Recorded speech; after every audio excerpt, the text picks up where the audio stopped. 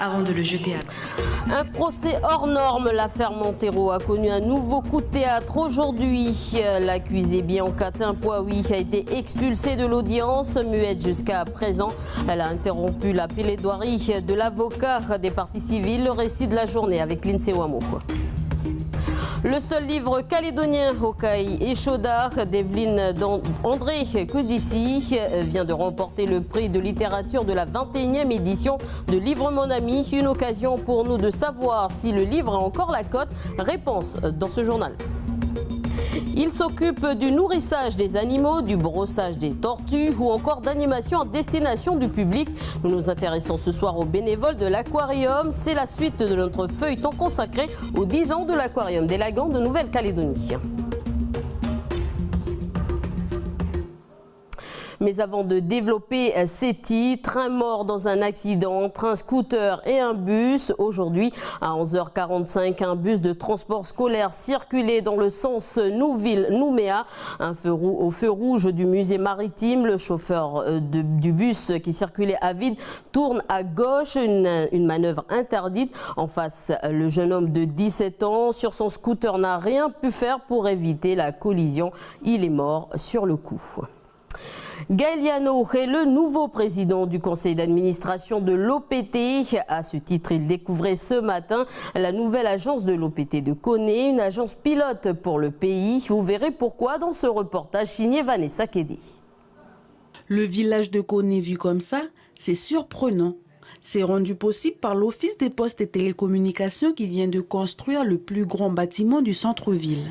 Mais rassurez-vous, l'entrée principale est bien au rez-de-chaussée. D'accord, c'est la dame qu'on a vue tout à l'heure.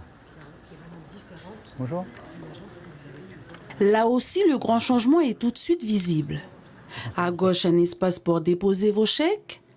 Juste à côté, un autre espace pour préparer vos colis, histoire que ce soit prêt. Restera plus qu'à faire l'affranchissement au guichet. Une agence 4 fois plus grande basée sur un nouveau modèle. Que nous venons de développer et que nous testons ici à Koné, qui s'appelle le modèle NRC, Nouvelle Relation Client. Le but, c'est d'offrir à notre client une nouvelle manière de l'accueillir et on le voit tout de suite dès l'entrée puisqu'on arrive et on rentre par un sas automate. Donc c'est-à-dire qu'on peut avoir une zone où on est autonome, se servir du distributeur de billets et puis demain, enfin d'ici la fin de l'année, on pourra se servir d'un automate pour payer sa facture, pour affranchir sa lettre ou pour acheter une recharge liberté. Donc on n'aura même plus besoin de rentrer dans l'agence, on sera autonome. Ce sas, à terme, pourra être ouvert même au-delà des heures de l'agence normale. Ici se trouvera un commercial chargé de vous conseiller et de répondre à vos questions. Et ce, sans rendez-vous, que vous soyez un particulier ou un entrepreneur. Un concept nouveau amené à évoluer avec le temps. Donc Koné nous permet d'avoir un premier retour sur ce concept. On va interroger les clients, leur demander ce qui leur a plu, pas plu. Ce qui va être nouveau aussi, qui n'est pas encore ouvert, c'est un guichet rapide courrier. Quand je vais aller récupérer dans ma boîte aux lettres un avis parce que j'ai un colis qui m'attend, au lieu de re-rentrer dans la salle du public et de passer au guichet, je pourrais directement via ce guichet qui est dans les boîtes postales récupérer mon colis. Une agence pilote dans le Nord et une première pour l'Office des postes et télécommunications. Son inauguration est prévue pour novembre prochain. Voilà, et sachez que Gaël Yano sera l'invité de Falaï Wedjo dans le Grand Entretien, une émission que vous pourrez suivre à 20h sur Calédonia.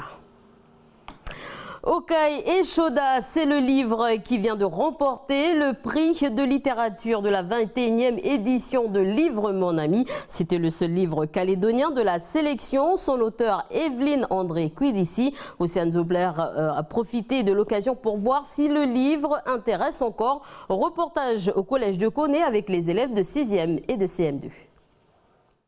Vous avez tous normalement voté pour votre livre préféré. Donc aujourd'hui, c'est le petit moment où en fait on termine gentiment Livre Mon Ami ensemble. Il y a donc les élèves de Payamboué, les élèves du collège de Koné et les élèves de Théari volontaires qui se sont réunis. Est-ce que tu préfères la télé, les écrans ou les livres? La télé. quel plaisir tu as dans la lecture que tu n'as pas avec les écrans, par exemple? Raconte-moi un petit peu. Plutôt l'impression que je suis dedans et que je suis en train de regarder peut-être un film justement. Les livres, tu dois comprendre ta propre histoire, qu'avec les écrans, on a déjà compris. Le chien, le toutou, ici, il va où le toutou? Vous pensez qu'un jour le livre va disparaître ou non, il est quand même destiné à rester? J'espère qu'il va pas disparaître parce que s'il n'y a plus de bibliothèque, il n'y a plus de CDI, non, il va rester après sous d'autres formes. Peut-être que certains vont se diriger vers les tablettes numériques. Mais non, le livre ne peut pas disparaître, les mots sont là, c'est la vie les mots, s'il n'y a plus de mots, on ne peut plus s'exprimer. Donc. Les tablettes, je pense que ça sert aussi à la regarder quand on n'a pas le livre qu'il faut. Et comme ça au moins c'est plus pratique. Ils sont tous les deux égaux et qu'il faudrait les découvrir tous les deux. Je vous le disais en titre, le procès Montero a connu de nouveaux rebondissements ce jour lorsque l'accusée Bianca Tempoawi est sortie de son silence en insultant l'avocat des parties civiles. Elle a de ce fait été expulsée de l'audience. Lindsay Ouamo, bonsoir. Bonsoir. Alors, tu as assisté à cette deuxième journée d'audience, que peut-on retenir ? Oui Elise, alors ce que l'on peut retenir de cette deuxième journée d'audience, c'est que pour la première fois, Bianca Tempoawi va parler et qu'en fait, que celle-ci va être expulsée en fait de la séance. Donc voilà ce qui s'est passé. D'abord, lorsqu'elle va s'exprimer pour la première fois, l'avocat de la famille va s'adresser directement à elle et va déplorer en fait, va déplorer l'accusé de ne pas s'excuser. Donc réaction très vive de suite de Bianca Tempoawi qui répond avec des insultes virulentes. Donc stupéfaction dans la salle, réaction très vive dans la salle. Le juge rappelle toutefois que en fait, le droit de garder le silence, c'est son droit. Alors ensuite, elle va s'exprimer une deuxième fois au moment de la plaidoirie de la famille Montero. Donc à noter que la famille Montero ne va pas s'exprimer à la barre car la douleur est encore là. Donc c'est l'avocat qui va être le porte-parole de la famille. Donc, moi, ce que je retiens de cette plaidoirie de l'avocat, c'est que pour eux, donc, la théorie du viol de Daniel Montero, c'est un mensonge, c'est un prétexte pour atténuer la sentence. Et puis il qualifie aussi l'accusée de manipulatrice, donc des termes que l'on retrouve dans l'expertise du psychiatre de Bianca Tempoawi. Ensuite, à ces arguments, réaction encore une fois très vive de Bianca Tempoawi qui insulte encore une fois l'avocat et qui tape aussi du poing sur la table et donne des coups aussi à son micro. Donc elle est maîtrisée rapidement par les forces publiques et donc encore une fois dans la salle c'est la stupéfaction. On sent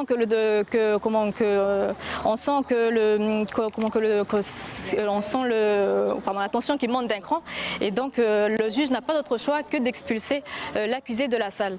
Donc l'audience a dû se poursuivre sans elle. Alors Lindsay Ouamo, quelles ont été les peines requises ?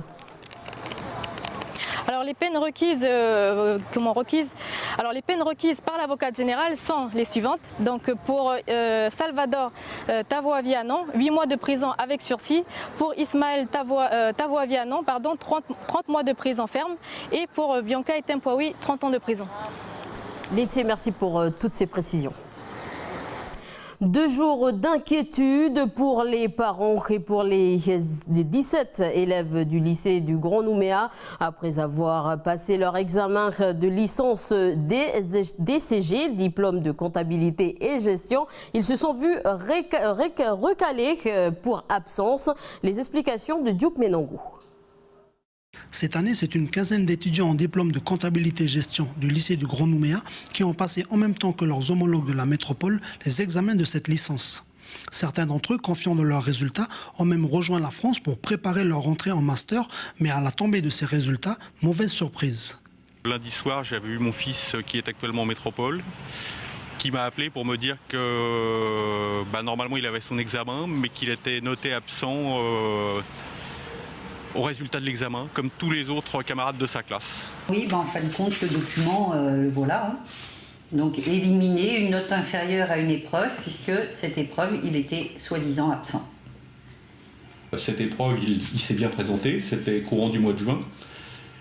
Et ce qui va peut-être nous sauver dans l'affaire, c'est que finalement, toute la classe est notée comme absent à l'épreuve. Donc normalement, il doit rentrer lundi 4 septembre à l'école, donc à l'université à Lille. Nous, on a déjà fait des investissements dans l'appartement, dans le billet d'avion. On a fait au plus vite pour prévenir, pour essayer de faire prévenir les gens qui normalement devraient s'occuper de l'affaire, mais à ce jour, nous n'avons aucune information officielle de qui que ce soit concernant la rectification des notes et donc l'obtention du diplôme par les élèves de cette classe. Seule une de leurs professeurs a pris l'initiative de contacter ses étudiants. C'est le mail de la prof. Et qu'est-ce qu'elle nous dit ? Que le vice-rectorat a contacté le rectorat d'Aix-Marseille et que les notes qui sont manquantes devraient être mises à jour rapidement. Rapidement, dans les mails, ça veut dire quoi? Est-ce que vous avez une idée Non, j'ai pas d'idée de quand. Rapidement, ça ne veut pas dire grand-chose. Ça veut rien dire rapidement. Rapidement, c'est peut-être demain, c'est peut-être dans 15 jours. Quand on connaît l'administration, rapidement, c'est un terme qui est très flou. Il n'y a pas de date. Il n'y a pas de date et surtout, il n'y a pas de contact officiel de qui que ce soit. En attendant, les cours du jeune Muslin et de ses camarades débutent en métropole lundi prochain. Mais cette rentrée ne se fera pas sans l'obtention officielle de leur licence. Contacté, le vice-rectorat a déclaré que des investigations sont en cours pour faire la lumière sur cette affaire.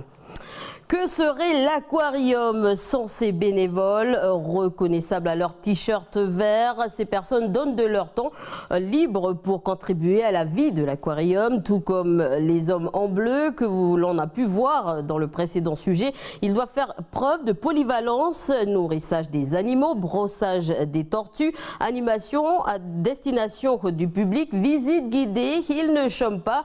Coup de projecteur ce soir sur ces bienfaiteurs au grand cœur. Un reportage signé Prosper Poigou.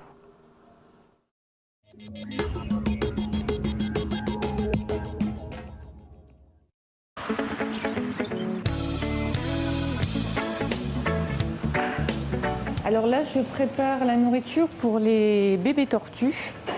Donc en fait, en fonction de ce qu'elles aiment aussi, on adapte. Donc là, ce matin, j'ai des prêtres, des crevettes. On peut leur donner parfois du thon, des calamars. Donc là, je prépare et puis après, je vais aller nourrir les bébés et les plus gros. Voilà,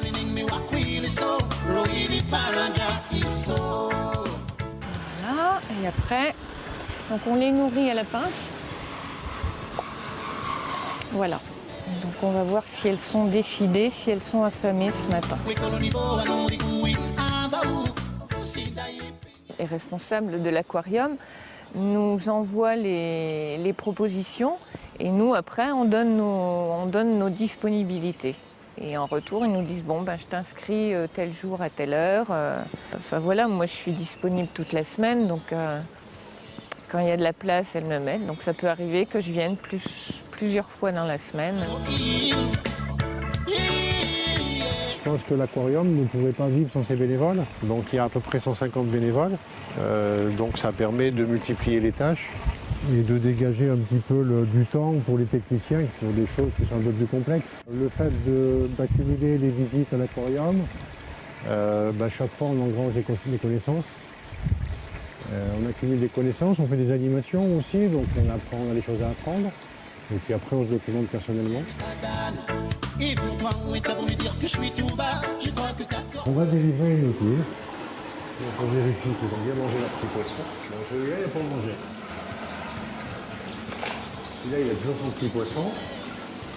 Donc, ils ont un numéro. Lui, il a le numéro 54. Donc, je vais noter sur un tableau le numéro 54 avant de manger.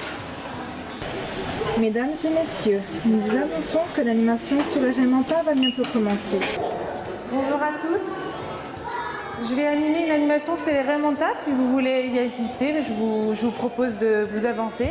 Là, c'était ma deuxième fois, donc ça allait un petit peu mieux que la dernière fois. La dernière fois, j'étais vraiment stressée pour ma première fois, mais Là, je me sens de plus en plus à l'aise.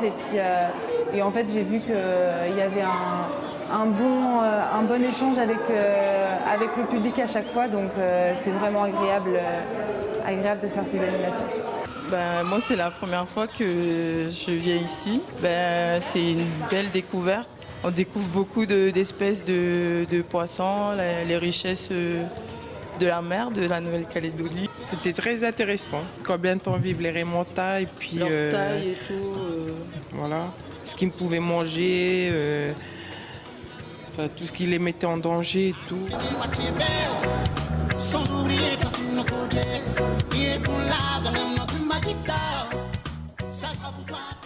Ils s'appellent Irène et Joël, ayant respectivement 60 et 62 ans. La retraite tranquille, très peu pour eux. Voilà 3 ans que ces Bretons ont entamé un tour du monde en vélo couché. Et depuis 5 semaines, ils arpentent notre caillou. Il se peut que leur étape trouve plutôt une bonne place dans leur carnet de voyage.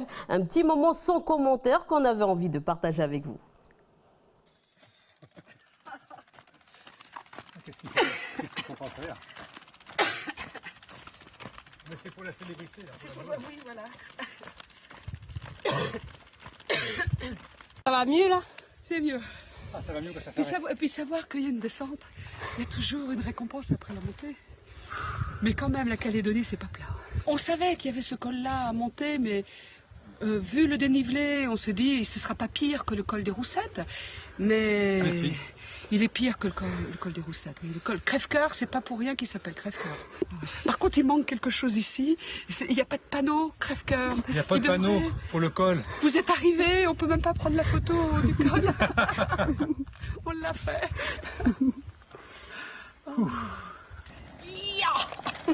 C'est parti.